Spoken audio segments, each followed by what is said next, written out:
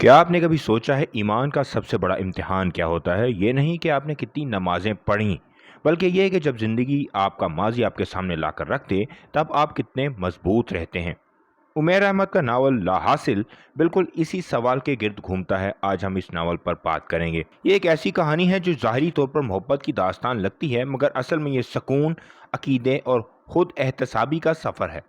کہانی کی مرکزی کردار ہے خدیجہ نور، لیکن یہ ان کا پہلا نام نہیں تھا۔ اسلام قبول کرنے سے پہلے وہ کیتھرین کے نام سے جانی جاتی تھی، ایک عیسائی گھرانے کی بیٹی۔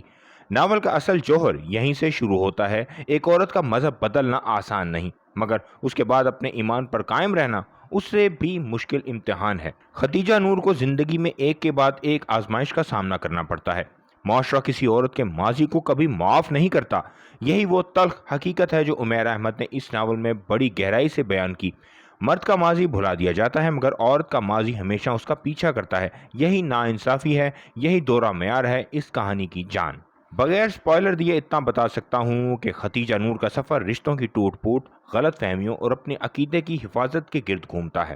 وہ گرتی ہیں، سنبھلتی ہیں اور آخرکار ایک ایسے مقام پر پہنچتی ہیں جہاں دنیا کی کوئی اور چیز اہمیت نہیں رکھتی، صرف وہ اطمینان قلب اہم رہ جاتا ہے جو ایمان سے ملتا ہے۔ اب بات کرتے ہیں اس ناول کے پیچھے چھپے پیغام کی۔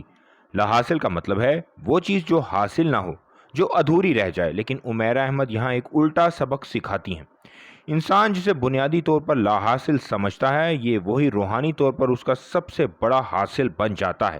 یہ ناول ان لوگوں کے لیے ہے جو خواہشات، غرور اور تعصب کے زیر اثر زندگی گزارتے ہیں اور پھر ایک موڑ پر خود کو اس گندگی سے نکال کر سچائی کے راستے پر لے آتے ہیں۔